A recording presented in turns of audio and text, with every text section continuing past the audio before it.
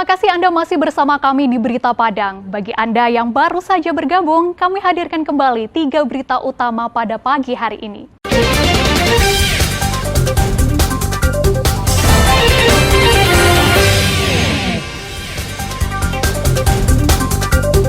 Warga blokir jalan masuk ke perusahaan perkebunan kelapa sawit. Seekor ular sanca ditemukan di plafon sebuah gudang. Sebuah mobil terseret arus sungai ditemukan di bawah jembatan.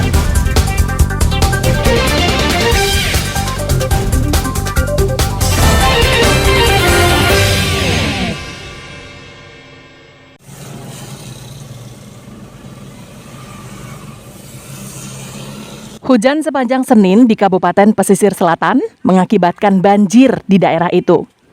Selasa dini hari, air setinggi 50 cm menutup akses Padang Bengkulu. Jalur lintas pantai barat Sumatera itu sempat ditutup.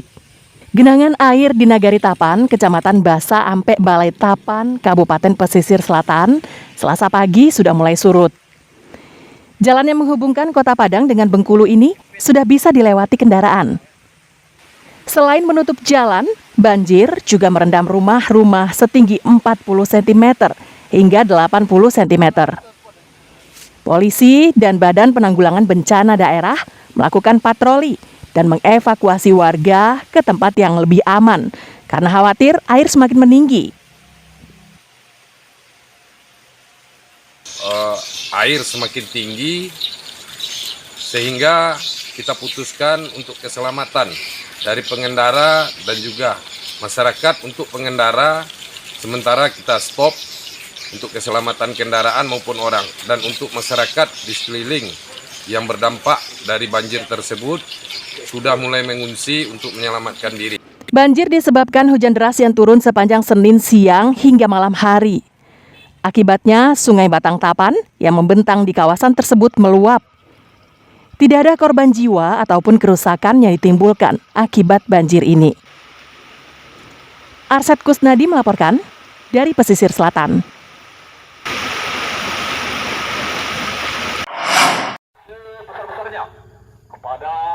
Puluhan keluarga Elinovia mendatangi tanah yang selama ini digunakan oleh perusahaan perkebunan kelapa sawit.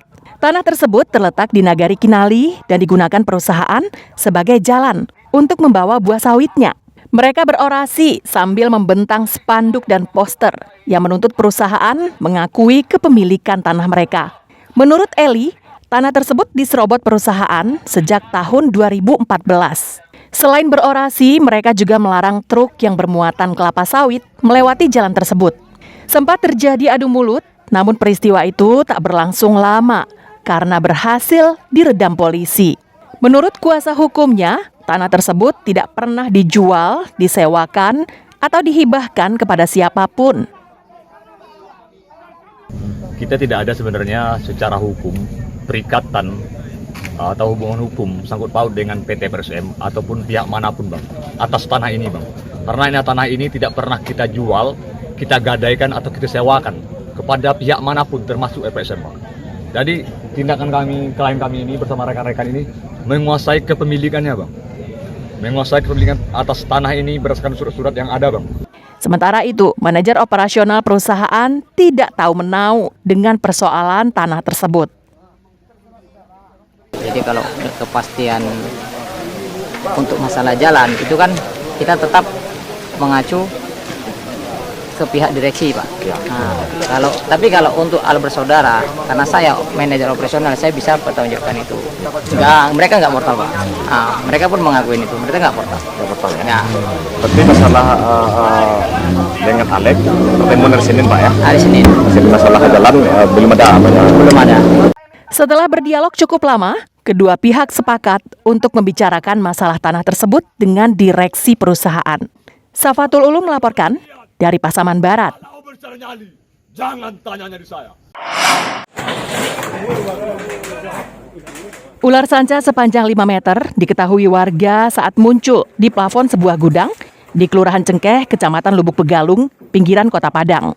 Pemilik gudang melaporkannya ke Dinas Pemadam Kebakaran. Petugas pemadam kebakaran selain dilatih cara memadamkan api, juga dibekali keahlian menangkap ular dan memusnahkan sarang tawon.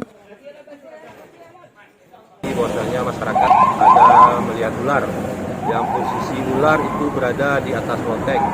Kemudian kami turunkan 7 orang personil ke lokasi dan sesampai di lokasi langsung melakukan penanganan untuk mengevakuasi ular tersebut.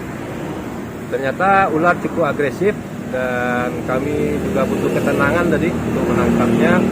Dan lama proses penanganan lebih kurang 20 menit. Akhirnya ular itu dapat kami evakuasi dengan panjang diperkirakan ada 5 meter. Setelah ditangkap, ular tersebut dimasukkan ke dalam kotak dan akan diserahkan pada komunitas reptil Kota Padang untuk dilepas liarkan ke habitat yang jauh dari permukiman. Dalam 1 tahun terakhir, ular sanca kerap muncul di permukiman dan memangsa ayam beberapa waktu lalu. Sejatinya fenomena ini harus menjadi perhatian serius bagi pihak terkait agar populasinya yang semakin banyak tak membahayakan manusia. Alfi melaporkan dari Padang.